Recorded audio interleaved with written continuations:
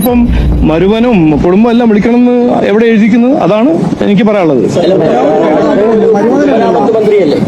അപ്പോൾ നമ്മുടെ കേരള സർക്കാരിന്റെ മേൽനോട്ടത്തിൽ വളരെ ഭംഗിയായി പണിതീർത്തെടുത്ത ദേശീയപാതയുടെ ഉദ്ഘാടനത്തിന് നമ്മുടെ പൊതുമരാമത്ത് മന്ത്രി മുഹമ്മദ് റിയാസിനെ ഒഴിവാക്കിയതിന്റെ കാരണം എന്താണെന്ന് അറിയാമോ ഷാന? നമ്മുടെ കേരള സർക്കാരിന്റെ വികസനത്തിന്റെ ഭാഗമായി വളരെ ഭംഗിയായി പണിതീർത്ത നമ്മുടെ പെരുമ്പടം പാലത്തിന്റെ ഔദ്യോഗിക ചടങ്ങിൽ BJPയുടെ ഒരു നേതാക്കൾക്കും ക്ഷണം കിട്ടിയില്ല എന്നാണ് അവർ പറയുന്നത്.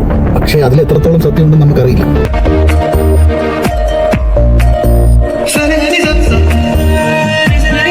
അതാണ് വളരെ ലളിതമായിട്ട് പറയാനുള്ള കാരണം. പിന്നെ അതവരെ ഇൻവൈറ്റ് ചെയ്യേണ്ട ഒരു കാര്യമില്ല, കാരണം അത് കേരള ഗവൺമെന്റിന്റെ പദ്ധതിയാണ്.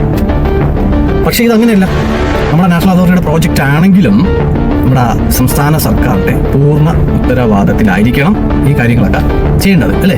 അല്ല, റിയാസിനെ വിളിക്കേണ്ടതായിരുന്നു. സംസ്ഥാനത്തെ PWD മന്ത്രിയാണ്, സാമാന്യ മര്യാദയെ വിളിക്കേണ്ടതായിരുന്നു. അപ്പോൾ അത് എന്താ പറയാ, പൊതുമരാമത്ത് മന്ത്രി മുഹമ്മദ് റിയാസിന്റെ പങ്ക് എത്രത്തോളം വലുതാണെന്നുള്ള കാര്യം അല്ലേ ഹാന? അപ്പോൾ അത് മനഃപൂർവ്വം ഒഴിവാക്കിയതാണ്.